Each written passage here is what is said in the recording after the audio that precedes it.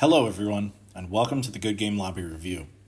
Thanks for watching and subscribing to the channel, and if you're not subscribed, make sure to do so below. Annapurna Interactive and Hollow Ponds are back for a new collaboration.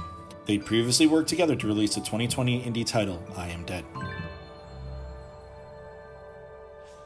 Today, we're going to dive into their new open world, creature collecting adventure, Flock. Each of Hollow Pond's games has a focus on vibrant colors, and that is evident right from the start. Creating a character gives you colorful, fashionable options from your hair, hat, and clothes, even to the color of your bird companion. I let my son pick out everything and the name, which is why I am now Baba.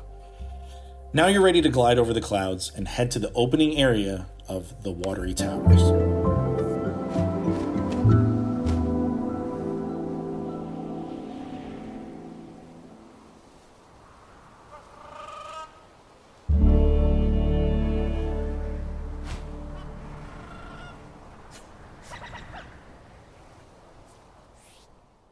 Here, you're introduced to your Aunt Jane, a professor of zoology, and Uncle Reg, a shepherd. They're your main points of contact throughout the game and provide the assistance you need to explore this new and exciting world. Their relationship is playful, and Aunt Jane doesn't seem to take Reg all that seriously, leading to many funny dialogues between the two.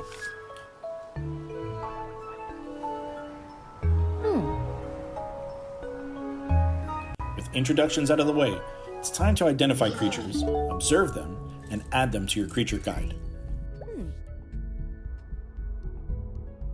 The creature guide is your Pokédex of sorts and gives you details on each species, if you have added them to your flock, and what you have collected so far. You're initially tasked with observing a few bues in this opening area. You observe and identify the type of bue they are and add them to your creature guide. For context, I completed the game and my creature guide was only 36% complete. I'll be jumping back into Flock as soon as I finish editing this review because I need to see all those cute creatures as soon as possible. While searching for new types of creatures, you run into a sheep that Uncle Reg is fond of. Sheep will play a necessary role in the game ahead, which I'll explain shortly.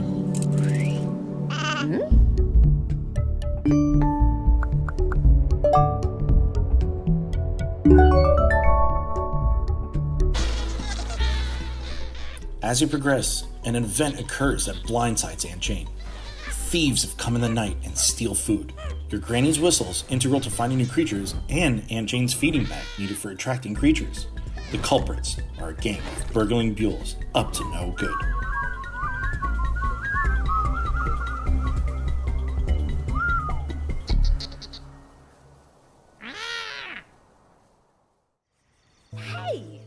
Aunt Jane outlines the journey ahead. Find the burgling bues and restore the stolen items. The first one is not far, and you find one in the meadow of grass. But oh no, you can't see them in the tall grass. Rest assured, the sheep companions will eat away at the meadow to unveil the bues' hiding place.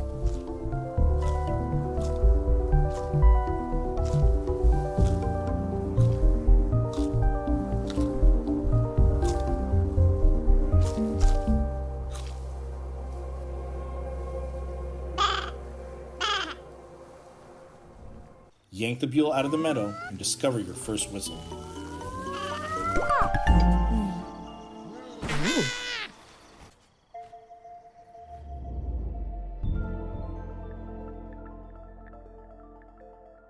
Wow. With the whistle ready, you play a cute and unique melody that is mimicked by your bird. The process of adding them to your flock involves a distance-measured connection to the creatures. You can't go too close or you'll spook them, and you can't go too far away or they escape. At just the right distance, 2 bars on each side will align, and that's when you use your new whistle to charm the creatures. A bar will fill with hearts and love until they are charmed and join your flock. It's probably the cutest, most adorable thing you experience in the game. Your bird learns the sound of each specific whistle and sounds the call to charm each creature. It's so adorable and funny that we started using the whistle sounds around the house with my wife and son. It's been interesting. From the moment the map expands and you begin your journey, you notice that you do not have a single path to explore.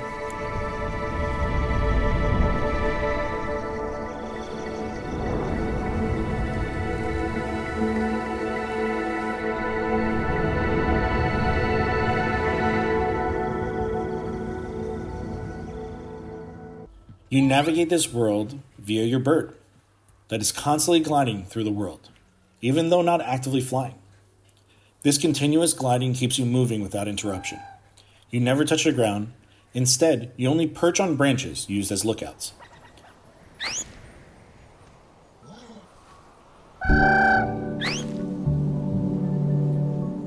Each area has lookouts. These lookouts are places where you'll encounter other researchers. They will challenge you to practice your charm and ask you to bring them certain creatures in exchange for wool. Yes, wool. It's the currency of this world. You also receive wool through sheep when they finish eating away at one of the meadows, and you can head back to the watery towers where Nadia, a wandering wardrober, will gladly take the wool that you collect and weave it into the freshest threads you'll see in this land. You even come upon fashion magazines hidden around. Once discovered, they open up options for different clothing styles.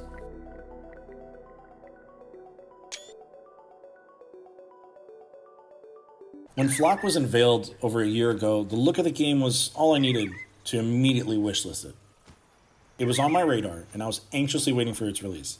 Playing the demo during Steam Next Fest confirmed my belief that it would be one of the best games of this year, and it did not disappoint. With each new creature I discovered, some influenced by whales, owls, and more, I was excited to look for the new buell, glebe, or cosmic.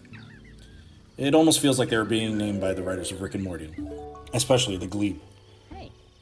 I planned on playing the game over a few days upon release, but I can tell you that I started it and didn't stop until the credits rolled. Then I immediately started writing this review so I could record, edit the video, and get back to playing the game. Sometimes when playing the game like Flock, you get lost in its world so much that you don't want to leave. And this is a game I'll gladly find all the achievements for. I plan on spending more time exploring its world and getting to know the creatures in it. So, what do you think of Flock? Are you going to pick it up? Keep in mind, if you have Game Pass, it just released on that too. Now, I need to get back to Flock. Until the next review, thank you for watching, and don't forget to like, comment, and subscribe. And as always, GG.